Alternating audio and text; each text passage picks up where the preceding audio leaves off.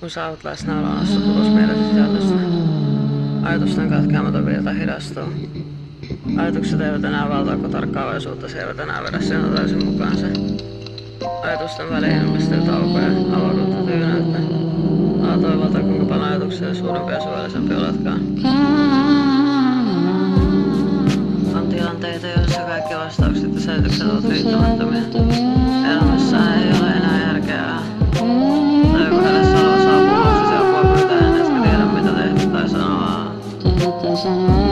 Myöntäessäsi tietämättömyyttä luot rajoittuneen mielesi ponnistelusta vastausta löytämiseksi ja silloin suurempi ymmärrys voi toimia kauttasi.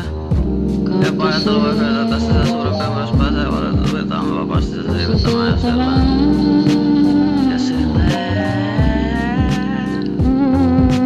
Jopa sellainen tilanne, jota on näennäisesti mahdotonta hyväksyä, joka on tuskallinen. Kätkee sisäänsä suurempaa hyvää. Jokaisen katastrofin sisältyy armon siemen. Kautta historian on ollut olemassa naisia ja miehiä, jotka hyväksyvät suuren menetyksen. Sairauden, vankeuden tai lähestyvän kuoleman edessä sen, mikä tuntuu mahdottomalta hyväksyä, se on yllättävän kylmä. Mahdottoman hyväksyminen on mahdollinen tässä maailmassa. Voitko hyväksyä tämän hetken olevaisuuden olossa katsomassa tarinaa, joka mielessä on sen ympärillä? Voitko hyväksyä tämän hetken olevaisuuden olossa katsomassa tarinaa, joka mielessä on sen ympärillä? Tähän on elämäni tullut, olen päätynyt pyörätuoliin. Elämä on kasvattanut ilmasta epäoikeudenmukaisesti. Anna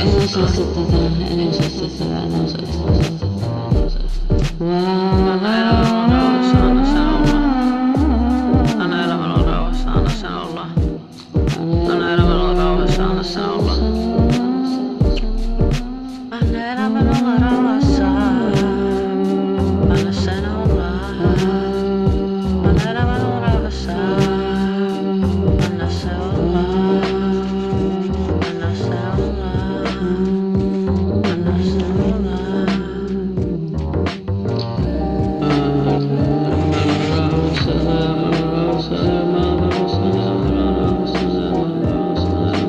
Kuolema ei ole elämän vastakohtaa. Elämällä ei ole vastakohtaa. Kuoleman vastakohta on syntymää. Elämä on ikuista. Elämä on ikuista. Elämä on ikuista. Suurin osa ihmisistä kääntyy peloissaan pois kuolemasta, mutta jos et sä hetken vaan tunnustettava sitä. Kehosen hetkellä voi alkaa olemasta iloa vaan mukana jonkin asteesta vakaa heistäkin samastumattomuutta fyysiseen ja psyykkiseen muodostuminen.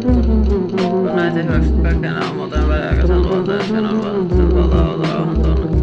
Sen valtaa outo rauhan tunne. Sen valtaa outo rauhan tunne.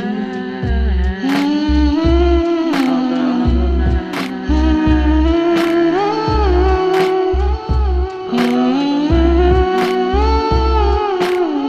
Miksi useimmat kuolemanrajalla käyneet ihmiset ovat kadottaneet kuoleman pelkonsa? Pohditko tätä?